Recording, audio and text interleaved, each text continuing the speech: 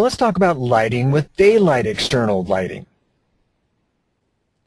The exterior of any new home is the first impression most people have, and to best sell yourself and your work, high-quality exterior photos are a must.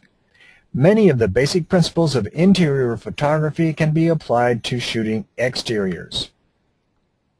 Start by setting your camera to the maximum quality possible. You can always downsize your images later for email. Also, ensure your lens is clean and clear of fingerprints or smudges that'll blur your photo. As we've mentioned, time of day is the single most important factor when considering photographing the exterior of the new home. The ideal time to shoot will vary as this depends upon which direction the home faces. South-facing facade can best be shot most of the day, though east is best early in the day, and conversely, west-facing will work best in the afternoon. As a basic rule, keep the sun over your shoulder, but keep an eye on where your shadow falls.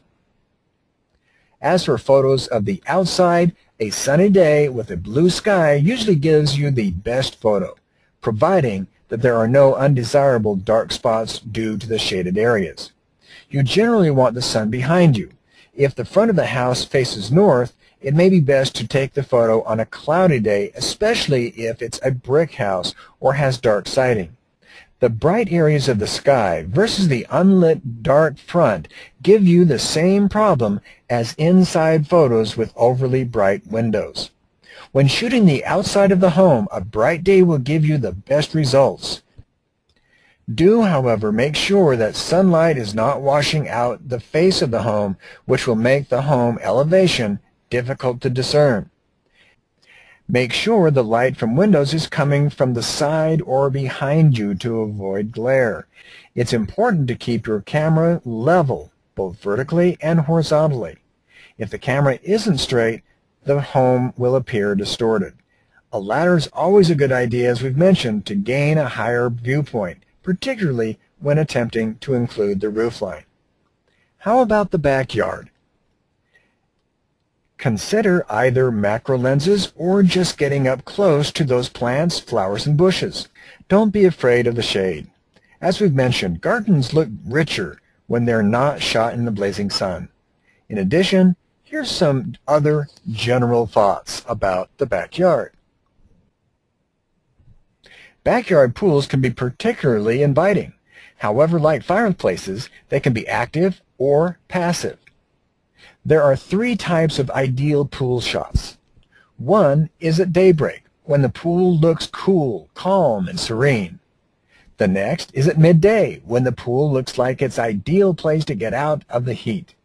And the third time is at sunset or nighttime, when the pool lights are on and when the feeling is calming down from a busy day. Again, no matter which time of day you choose, it's always a good time to wet down the brick patio and concrete pool surround to avoid it from being too bright in the photo. Wetting it down also brings out, as we mentioned, that rich color in the brick, both day and night. Shooting a pool presents special challenges because of the reflective nature of the water. Use a flash and try your shot in late afternoon or early morning. Consider using a software program such as Photoshop to touch things up. It's a way to eliminate telephone and electric wires. Ditto for punching up colors and obscuring some less desirable elements. I can't reiterate this one enough. Tell a story. Your photos still may not win awards, but the key thing here is to create an impression that this house will be someone's home.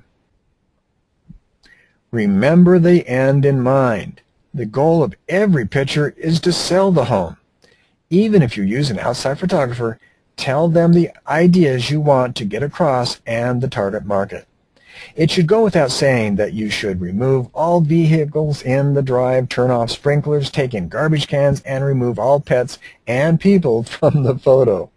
While we will be talking about taking photos of the exterior at night later on, it should be noted that this is one of the prime times to take the photo.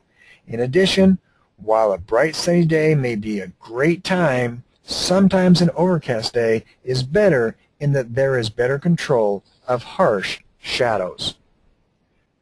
Would it be too much to finally add that it really helps to bring 2 items to the daytime shoot? We've mentioned these, a tripod and a ladder. The tripod is obvious. You should be taking very still and very level shots of the home. The ladder is sometimes not so obvious. Getting up on a ladder gives you a whole different perspective of the home. The exterior of any new home is the first impression most people have, so high-quality exterior photos are a must. And getting up on a ladder gives you a whole different perspective of the home. It gives the home perspective and retention.